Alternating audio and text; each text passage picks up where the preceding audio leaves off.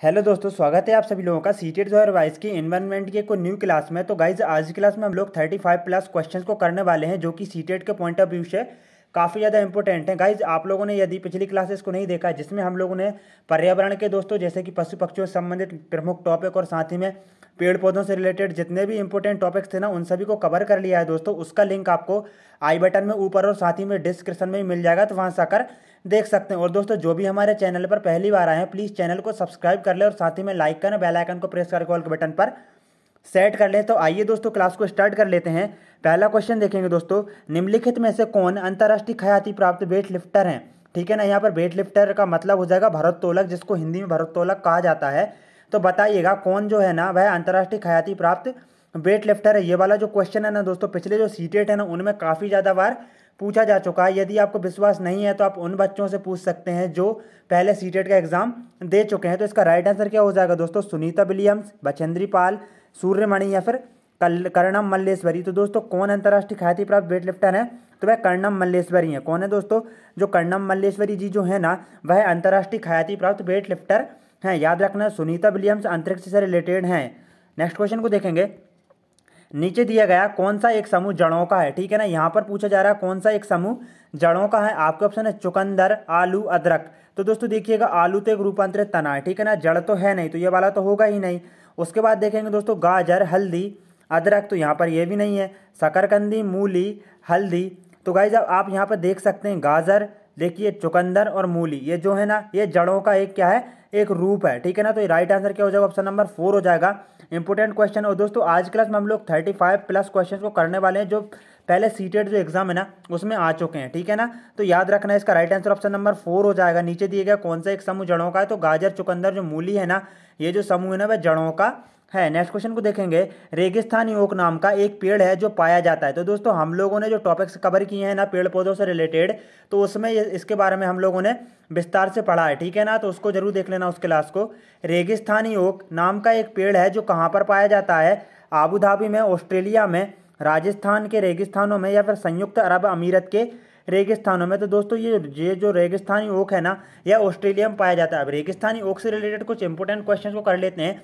जैसे कि दोस्तों जो रेगिस्तानी ओक है ना इसकी जो जड़ें हैं ना दोस्तों मतलब कि उस गहराई तक जाती है यहाँ तक इनको पानी ना मिल जाए, और यहाँ के जो स्थानीय लोग रहते हैं ना तो इसमें दोस्तों पतला पाइप डालकर रेगिस्तानी ओक जो पेड़ रहता है ना उसका मतलब पानी को निकालते हैं। ठीक है ना, आगे देखेंगे, भारत की आज़ादी से पहले महात्मा गांधी ने जिस दांडी के समुद्र तट तक अपनी प्रसिद्ध यात्रा की थी वह भारत के नीचे दिए गए किस राज्य में स्थित है। तो दोस्तों इसका राइट आंसर क्या हो जाएगा, इसका राइट आंसर हो जाएगा ऑप्शन नंबर 4। ठीक है ना, गुजरात में स्थित है, याद रखना। नेक्स्ट क्वेश्चन को देखेंगे, उच्च ज्वर जिसको दोस्तों तेज बुखार भी कहा जाता है के साथ कपकपी जिसका उपचार सिनकोना पेड़ की छाल से किया जा सकता है वह डैश है। तो दोस्तों क्या हो जाएगा, मियादी बुखार, मलेरिया, चिकनगुनिया या फिर डेंगू। तो बताइएगा दोस्तों इसका राइट आंसर क्या हो जाएगा। इसका जो राइट आंसर है ना दोस्तों वह हो जाएगा मलेरिया। ठीक है ना, क्या हो जाएगा, मलेरिया हो जाएगा। आप देख सकते हैं उच्च ज्वर मतलब कि तेज बुखार के साथ जब कपकपी है ना तो और उसका उपचार सिनकोना पेड़ की छाल से किया जाता है तो वह मलेरिया बीमारी है मतलब बुखार है। ठीक है ना, याद रखना। आगे देखेंगे, तमिलनाडु के निकटवर्ती राज्य हैं। तो दोस्तों तमिलनाडु जो भारत का एक दक्षिणी राज्य है, ठीक है ना, यहाँ का प्रमुख लोक नृत्य भरतनाट्यम है, इसको भी याद रखना। इसके निकटवर्ती राज्य कौन कौन से हैं, तो गाइज हम लोग मैप के माध्यम से देख लेते हैं ताकि आपको अच्छे से समझ में आ जाएगा। ठीक है ना, तो गाइज आप देख सकते हैं यहाँ पर यदि आपको दिख रहा हो, ठीक है ना, तो देख सकते हैं ये जो है ना वह तमिलनाडु है। ठीक है ना, अब ये तमिलनाडु है, अब इससे लगा हुआ एक राज्य कौन सा, आंध्र प्रदेश है, उसके बाद कर्नाटक है और उसके बाद कौन सा है दोस्तों, केरला है। ठीक है ना, तो हम देख सकते हैं आंध्र प्रदेश, कर्नाटक और केरल। ठीक है ना, तो अब देख लेते हैं दोस्तों क्वेश्चन को देख लेते हैं। क्वेश्चन क्या कह रहा है, क्वेश्चन कह रहा है तमिलनाडु के निकटवर्ती राज्य हैं। तो दोस्तों हम लोगों ने देखा जैसे कि आंध्र प्रदेश, केरल और कर्नाटक से तमिलनाडु जो राज्य है ना इसकी सीमाएं लगती हैं। तो इसके निकटवर्ती राज्य कौन कौन से हैं, आंध्र प्रदेश, केरल और कर्नाटक है। तो राइट आंसर ऑप्शन नंबर 4 हो जाएगा। नेक्स्ट क्वेश्चन को देखेंगे, चेराव नाच कहाँ के लोग करते हैं। पिछले जो सीटेट एग्जाम हुआ है ना उसमें पूछा गया है। ठीक है ना, तो दोस्तों चेराव जो नाच है ना ये कहाँ के लोग करते हैं, तो इसका राइट आंसर क्या होगा दोस्तों बताइएगा, झारखंड, मिजोरम, मणिपुर या फिर मेघालय। तो दोस्तों इसका राइट आंसर क्या हो जाएगा, मिजोरम हो जाएगा। ठीक है ना, आइए दोस्तों हम मैप में देख लेते हैं। ठीक है ना, मिजोरम कहाँ पर है, तो गाइस देखिएगा आपको मिजोरम दिख रहा होगा। ठीक है ना, हल्का हल्का दिख रहा होगा, यहाँ पर देख सकते हैं ये जो है ना वह मिजोरम है। तो यहीं पर जो यहाँ के जो लोग हैं ना दोस्तों चेराव नृत्य करते हैं। आगे देख लेंगे, नेक्स्ट क्वेश्चन को देखेंगे दोस्तों। नेक्स्ट क्वेश्चन है काफ़ी अच्छा क्वेश्चन है, नीचे दिए गई सूची पर विचार कीजिए, कछुआ, घड़ियाल, कौआ, बतख, मछली इस सूची में से निम्नलिखित में से कौन दूसरों से भिन्न है, ठीक है ना। तो दोस्तों कौन भिन्न है, देखिएगा दोस्तों, मछली पानी में, ठीक है, कौवा एक पक्षी है, घड़ियाल ये भी पानी में रहता है, कछुआ भी पानी में, लेकिन दोस्तों कौवा क्या है, एक पक्षी है जो कि पानी में नहीं रहता, तो यही सबसे अलग है। राइट आंसर ऑप्शन नंबर 2 हो जाएगा। एक बात और दोस्तों, कौवे से रिलेटेड एक इंपॉर्टेंट क्वेश्चन सीटेट में पूछा जाता है, ठीक है ना। सीटेट में कई बार ये वाला क्वेश्चन पूछ लिया गया है कि पेड़ की सबसे ऊंची डाल पर कौन घोंसला बनाता है, तो कौवा बनाता है, ठीक है। कौवे के घोंसले में कौन अंडे देती है, दोस्तों कोयल देती है, ठीक है। और वहीं पर एक क्वेश्चन और आ जाता है कि दोस्तों वह कौन सा पक्षी है जिसके घोंसले में दोस्तों आपको तार वगैरह, ठीक है ना, जो लोहे के तार होते हैं ना, वह आपको देखने को मिलते हैं, तो वह कौवा पक्षी के घोंसले में ही मिलते हैं, इस बात को याद रखना। नेक्स्ट क्वेश्चन देखेंगे दोस्तों, काफ़ी अच्छा क्वेश्चन है। नेफेंथीस वह पौधा जो शिकार करता है के विषय में नीचे दिए गए कथनों पर विचार कीजिए। सबसे पहले तो आप इसका हिंदी नाम जान लीजिए, ठीक है ना। इसको दोस्तों घटपर्णी भी बोला जाता है, ठीक है ना। क्या बोला जाता है, घटपर्णी भी बोला जाता है। इसके बारे में दोस्तों हम विस्तार से क्लास में देख चुके हैं, आपको ऊपर आई बटन में लिंक मिल जाएगा और साथ ही में डिस्क्रिप्शन में भी प्लेलिस्ट का लिंक मिल जाएगा। तो देखिएगा दोस्तों, बताइएगा इसका फिर आंसर। यह पौधा ऑस्ट्रेलिया, इंडोनेशिया और भारत में मेघालय में पाया जाता है क्या। इसका आकार घड़े जैसा होता है और इसका मुंह एक पत्ते से ढका होता है। तो दोस्तों बिल्कुल ये ऑस्ट्रेलिया, इंडोनेशिया और भारत के मेघालय में पाया ही जाता है। इसका आकार घड़े जैसा होता है, बिल्कुल होता है। इसका मुंह एक पत्ते से ढका होता है, ये भी सही है। अब ये ए और बी तो ठीक हो गए, ठीक है ना। अब सी और डी देखेंगे। यह केवल छोटे कीड़े मकोड़ों को फंसाकर उनका शिकार करता है, तो ये बिल्कुल गलत बात है, क्योंकि ये जरूरी नहीं कि छोटे कीड़े मकोड़ों को ही काट मतलब कि फंसा है, तो यह चूहों वगैरह मतलब बड़े कीड़े मकोड़ों को ही फंसा लेता है, ठीक है। ये छोटे कीड़े मकोड़ों को खींचने के लिए मोहक आवाज नहीं निकालता, क्योंकि दोस्तों खुशबू निकालता है, ठीक है ना। तो ये दोनों के दोनों गलत हो जाएंगे, मतलब कि यहाँ पर हम देख सकते हैं ए और बी, ठीक है ना। ए और बी ये वाला इसका सही हो जाएगा, ठीक है ना। तो दोस्तों अब हम बात कर लेते हैं जो घटपर्णी जो पौधा है नेफेंथीस, ये क्यों कीटों का भक्षण करता है। क्योंकि दोस्तों ये उस मृदा पर उगता है जिसमें नाइट्रोजन की कमी होती है। दोस्तों नाइट्रोजन की पूर्ति करने के लिए यह मतलब कि जो कीट रहते हैं ना उनका भक्षण करते हैं। आप देख सकते हैं यही घटपर्णी का पौधा है। देखिएगा दोस्तों, मतलब एक घड़ेनुमा मतलब पत्ती से ढका होता है, घड़ेनुमा होता है, आप देख सकते हैं, ठीक है ना। तो ये नेफेंथीस है, जिसको हिंदी में घटपर्णी बोला जाता है। आई होप दोस्तों आपको क्लास अच्छी लग रही होगी। फीडबैक जरूर से दोस्तों कैसी लग रही है क्लास। आगे देखेंगे, नीचे दिए गए पक्षियों की कौन सी प्रजाति झटके से अपनी गर्दन आगे पीछे करती है। आपको ऑप्शन हो जाएंगे उल्लू दोस्तों, जो कि 360 डिग्री तक अपनी गर्दन को घुमा सकता है, ठीक है ना। अब बात करें कौवे, तो दोस्तों कौवे के बारे में हम जान ही चुके हैं, ठीक है। पेड़ की सबसे ऊंची डाल पर घोंसला बनाता है, इसके घोंसले में कोयल अंडे देती है और साथ ही में कौवे के घोंसले में ही आपको लोहे वगैरह के तार और टहनियाँ वगैरह मिलती हैं। बसंत गौरी पक्षी दोस्तों और साथ ही में मैना पक्षी। तो इसका राइट आंसर क्या हो जाएगा, वह कौन सा पक्षी है जो अपनी गर्दन को आगे पीछे करती है झटके से, तो वह मैना हो जाएगी, ठीक है ना। कौन सी पक्षी है दोस्तों, मैना इसका करेक्ट आंसर हो जाएगा। नेक्स्ट क्वेश्चन है, हमारे देश के मानचित्र में झारखंड कहाँ पर स्थित है, ठीक है ना। तो आपके ऑप्शन है दोस्तों उत्तर प्रदेश के पश्चिम में, ठीक है ना। तो आप दोस्तों यहाँ पर देख सकते हैं उत्तर प्रदेश ये है, ठीक है ना। ताजमहल दिख रहा होगा आपको ये, ठीक है ना। उत्तर प्रदेश के क्या पश्चिम में, तो दोस्तों उत्तर प्रदेश का पश्चिम तो ये है ना, ठीक है ना। ये तो हो गए, यहाँ पर थोड़ी झारखंड है। झारखंड तो आपको कहाँ पे दिख रहा है दोस्तों, झारखंड ये है, ठीक है ना। ये झारखंड है, ठीक है ना। तो ये वाला गलत हो गया। पश्चिम बंगाल के पूर्व में, अब पश्चिम बंगाल कहाँ पर हम देख लेते हैं। पश्चिम बंगाल ये है और पश्चिम बंगाल का पूर्व ये है, ठीक है ना। और झारखंड क्या है, पश्चिम में है, मतलब कि पश्चिम बंगाल के, तो ये वाला भी गलत हो गया। उड़ीसा के उत्तर में ये हो सकता है, क्योंकि दोस्तों उड़ीसा ही आपको यहाँ पर दिख रहा होगा, उड़ीसा ये है, ठीक है। और इसके जस्ट उत्तर में मतलब झारखंड है, तो ये वाला बिल्कुल सही हो जाएगा, ठीक है ना। ये वाला बिल्कुल सही हो जाएगा। छत्तीसगढ़ के दक्षिण पूर्व में, तो दोस्तों छत्तीसगढ़ ये है और दक्षिण ये है और पूर्व ये इधर, ठीक है ना, नहीं है, ठीक है ना। बल्कि कहाँ पर है दोस्तों, उत्तर पूर्व में हो जाएगा। तो ये वाला भी गलत है, ये वाला भी गलत है, ये वाला भी गलत है। राइट आंसर ये हो जाएगा।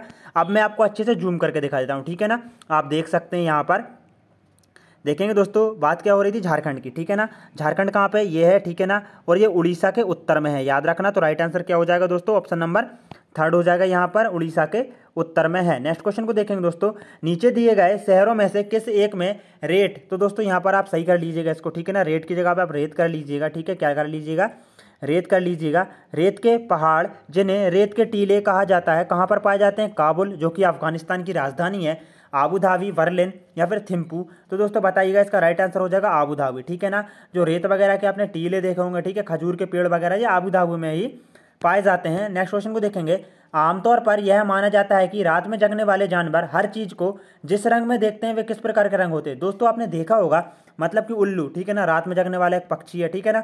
तो ये मतलब कि कोई भी चीज़ हो ना, उसको किस रंग में देखेगा, बैंगनी नीला, हरा और पीला, नारंगी और लाल, ठीक है ना, या फिर यूं कहें काला व सफ़ेद। तो इसका दोस्तों सही उत्तर क्या हो जाएगा, इसका सही उत्तर हो जाएगा ऑप्शन नंबर 4।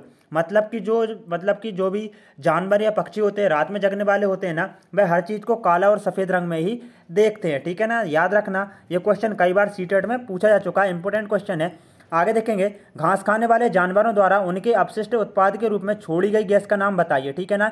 या यूं कहें दोस्तों, जो जुगाली करने वाले जो पशु रहते हैं ना, उनसे कौन सी गैस मतलब उत्पन्न होती है, तो बताइएगा ओजोन, मीथेन, क्लोरोफ्लोरोकार्बन, उपरोक्त सभी या फिर इनमें से कोई नहीं। तो दोस्तों मैं आपको सिर्फ 4 ऑप्शन देता हूं, बताइएगा क्या ओजोन है, मीथेन है, क्लोरोफ्लोरोकार्बन है या फिर उपरोक्त सभी। दोस्तों यदि एक क्वेश्चन इस प्रकार से बने कि ओजोन परत को कौन सी गैस प्रभावित करती है, तो राइट आंसर क्लोरोफ्लोरोकार्बन लगाना है, ठीक है ना। और ये रेफ्रिजरेटर वगैरह से जो सौंदर्य प्रसाधन रहते हैं ना, उनसे निकलती है। लेकिन दोस्तों इस क्वेश्चन का राइट आंसर हो जाएगा ऑप्शन नंबर, क्या हो जाएगा, ऑप्शन नंबर 2 हो जाएगा, ठीक है ना। मतलब जो मीथेन रहती है ना, वही निकलती जुगाली करने वाले पशुओं से और या घास खाने वाले जानवरों द्वारा उनके अपशिष्ट उत्पाद के रूप में छोड़ी गई गैस का नाम बताइए, तो वह मीथेन है, याद रखना। और ग्रीन हाउस प्रभाव को प्रभावित करने वाली सबसे मुख्य गैस कौन सी है, तो कार्बन डाइऑक्साइड, ठीक है ना। कौन सी है, कार्बन डाइऑक्साइड है, याद रखना, इंपोर्टेंट क्वेश्चन है ये वाला भी, कई बार क्वेश्चन आ चुका है। भूकंप से उत्पन्न तरंगों का पता किसकी सहायता से लगाया जाता है, आपके ऑप्शन हो जाएंगे बार ग्राफ, रेखा ग्राफ, सिस्मोग्राफ या फिर फ्लो चार्ट। तो दोस्तों भूकंप से जो उत्पन्न तरंगे रहती है ना, उनका पता किसकी सहायता से लगाया जाता है, तो यह सिस्मोग्राफ की सहायता से लगाया जाता है। नेक्स्ट क्वेश्चन को देखेंगे, लिंग हु फैन। दोस्तों लास्ट ईयर जो क्वेश्चन हुआ है ना, उस मतलब पेपर हुआ है ना, उसमें भी यह क्वेश्चन आया है और उससे पहले भी आ चुका है। लिंग हु फैन किस देश का पकवान है, महत्वपूर्ण है, ठीक है ना। तो बताइएगा मतलब कि किस देश का महत्वपूर्ण पकवान है, भारत का बिल्कुल नहीं है, हांगकांग का, ब्राजील का या फिर बांग्लादेश का। तो दोस्तों जो लिंगू फैन जो सांप है ना, यह किस मतलब कहाँ पर खाया जाता है, तो ये हांगकांग में खाया जाता है। नेक्स्ट क्वेश्चन को देखेंगे, ब्रेल लिपि की खोज किस वैज्ञानिक ने की थी, आपके ऑप्शन है Louis Braille, Ruskin Bond, Ernest Haeckel या इनमें से कोई नहीं, ठीक है ना। तो दोस्तों ये वाला ऑप्शन आप काट दीजिए, ठीक है ना। मैं आपको यहाँ पर 3 ऑप्शन देता हूँ, Louis Braille, Ruskin Bond, Ernest Haeckel. तो बताइएगा इसका राइट आंसर क्या हो जाएगा। ब्रेल लिपि की खोज किस वैज्ञानिक ने की थी, तो वह की थी लुइस ब्रेल ने, ठीक है ना। किसने की थी दोस्तों, लुइस ब्रेल ने की थी। और दोस्तों लास्ट में बताइएगा जरूर जो ऑब्जेक्टिव टाइप के जो क्वेश्चन है ना, ठीक है ना, आपके कितने सही हुए हैं, ठीक है ना। और दोस्तों एक बात और, आज क्लास में हम लोगों ने जो है ना बिल्कुल IMP क्वेश्चन को लिया है और यहाँ से दोस्तों मैं गारंटी देता हूँ 3, 4 या 5 क्वेश्चन बिल्कुल सीटेट में पूछे जाएंगे। आगे देख लेंगे। अब दोस्तों हम लोग जो है ना वन लाइनर क्वेश्चंस को देख लेते हैं, ठीक है ना। अभी हम लोगों ने ऑब्जेक्टिव टाइप के क्वेश्चंस देख लिए, कितने सही हुए हैं बताइएगा जरूर पूरे के पूरे में से। दोस्तों देखिएगा, ब्रेल लिपि में कितने बिंदु होते हैं, तो 6 होते हैं, ठीक है ना। किस राज्य में, देखो किस राज्य में घर के चलते मतलब घर बारिश के चलते जमीन से 10 से 12 फुट ऊंचे बने होते हैं दोस्तों, मतलब बांसों के जो खंभे रहते हैं ना उन पर बने होते हैं, तो वह कौन सा राज्य है, वह असम हो जाएगा। अब असम से दोस्तों हमको एक नेशनल पार्क याद आता है, ठीक है ना, जिसको हम बार बार पढ़ते आए हैं, कौन सा है, कांजीरंगा है, ठीक है। कौन सा दोस्तों, कांजीरंगा है। ये एक सींग वाले गैंडे के लिए प्रसिद्ध असम में है। अब असम की बात हुई है तो हम देख लेंगे यहाँ पर ये जो बिहू लोक नृत्य है ये कहाँ का है, तो ये भी असम का ही है। चलिए अब इसकी बात कर लिए तो हम थोड़ी सी बात और कर लेते हैं, मानस नेशनल पार्क कहाँ पर है, तो यह भी असम में ही है। दोस्तों आप देख सकते हैं हमने एक क्वेश्चन से 4 क्वेश्चंस को बना दिया है। आप समझ सकते हैं क्लास कितनी इंपॉर्टेंट है आपके लिए। जम्मू एवं कश्मीर में चाय को क्या कहा जाता है, तो दोस्तों चाय को कहवा कहा जाता है। क्या कहा जाता है, कहवा कहा जाता है। दोस्तों देखिएगा क्वेश्चंस को तो कोई भी रट लेगा, ठीक है ना, लेकिन जो उससे संबंधित रिलेटेड जो क्वेश्चंस हम बताते हैं ना वो काफ़ी ज़्यादा इंपॉर्टेंट रहते हैं, तो उनको भी दोस्तों आप समझते जाइएगा। दोस्तों रिलेट करने से क्या रहता है, हम लोग क्वेश्चंस को आसानी से नहीं भूलते हैं। देखेंगे जम्मू कश्मीर में दोस्तों चाय को कहवा कहा जाता है। अब ठीक है, जम्मू कश्मीर में दोस्तों एक प्रमुख नेशनल पार्क है, कौन सा है, दाची गांव है, ठीक है ना। कौन सा है, दाची गांव है, इंपॉर्टेंट है, याद रख लेना, ठीक है। आगे देख लेंगे हम लोग बल्लम क्या है, ठीक है ना। तो दोस्तों देखिएगा बल्लम लकड़ी से बनी छोटी नाव को कहते हैं जो केरल में चलती है, ठीक है ना। बल्लम क्या है दोस्तों, बल्लम एक लकड़ी से बनी छोटी नाव को कहते हैं जो केरल में चलती है। दोस्तों एक बात और, जम्मू कश्मीर में दोस्तों जो राउफ प्रमुख जो लोक नृत्य है ना, वह राउफ है जम्मू कश्मीर का, इसको भी याद रखना। अब दोस्तों हम केरल का देख लेते हैं थोड़ा सा, मतलब कि जो केरल है ना, केरल यहाँ पर आया है, केरल की राजधानी क्या है, तिरुवनंतपुरम है। और यहाँ का प्रमुख जो लोक नृत्य दोस्तों कौन सा है, कथकली है, ठीक है ना। कौन सा है, कथकली है। और यहाँ पर दोस्तों शांत घाटी है, जो कि दोस्तों मतलब भारत में सबसे ज़्यादा यहीं पर जैव विविधता पाई जाती है और कई बार पूछा जा चुका है, जिसको साइलेंट वैली भी कहा जाता है। और दोस्तों पेरियर नेशनल पार्क अभी अभी हाल ही में दोस्तों एमपीटेटिव पूछा गया है, तो सीटेट में ही पूछा जा सकता है। पेरियर नेशनल पार्क भी केरल में ही है, ठीक है ना, याद रखना। आगे देखेंगे, एक हाथी एक दिन में लगभग कितने किलोग्राम पत्ते और झाड़ियाँ खा लेता है, तो ये खा लेता है 100 किलोग्राम, ठीक है। कितने किलोग्राम खा लेता है, 100 किलोग्राम खा लेता है। अब हाथियों की बात हो रही है तो हम हाथियों से संबंधित पूरे क्वेश्चंस को देख लेते हैं दोस्तों, ठीक है ना। तो गाइस देखिएगा, मतलब कि हम जान लेते हैं दोस्तों, देखिएगा हाथी जो रहते हैं ना दोस्तों, मतलब कीचड़ में इनको खेलना काफ़ी ज़्यादा पसंद है, ठीक है ना। और जो हाथी रहते हैं ना, तो दोस्तों एक दिन में 100 किलोग्राम पत्ते ज़्यादा मतलब ज़्यादा पत्ते खा लेते हैं एक बड़ा हाथी। और दोस्तों हाथियों के झुंड में 10 से 15 मतलब कि हाथी होते हैं, और हथनी जो रहती है ना वह मतलब प्रमुख नेता होती है, ठीक है। क्यों, क्योंकि दोस्तों जब 10 से 15 साल के जो मतलब 10 से 15 साल तक के बाद में जो 18, 19, 20 साल के हाथी होते हैं तो वह झुंड को छोड़ देते हैं, याद रखना। आगे देख लेंगे, खेजड़ी के पेड़ किस राज्य में मिलते हैं? तो दोस्तों हम इसके बारे में बिल्कुल विस्तार से पढ़ चुके हैं। आप आई बटन में और डिस्क्रिप्शन में प्ले लिस्ट का लिंक है, वहां से जाकर जरूर देख लेना। खेजड़ी के जो पेड़ है वह राजस्थान के रेगिस्तान में मिलते हैं और साथ ही में जो खेजड़ी का जो वृक्ष है ना दोस्तों, ये राजस्थान का राजकीय वृक्ष भी है। नेक्स्ट क्वेश्चन को देखेंगे, मधुमक्खी पालन के लिए कौन सा समय उचित होगा? तो दोस्तों मधुमक्खी पालन के लिए जो अक्टूबर से दिसंबर है ना, यह काफ़ी ज़्यादा अच्छा समय होता है। मधुमक्खी में दोस्तों जो रानी मक्खी रहती है ना, वह अंडे देती है और जो मतलब कि जो बाकी की जो मक्खियाँ रहती हैं मतलब छत्ते के लिए काम करती हैं। कर्णम मल्लेश्वरी किस खेल से संबंधित है? भारोत्तोलक या यूं कहें वेट लिफ्टिंग से, अभी हम पढ़ चुके हैं पहले क्वेश्चन में ही।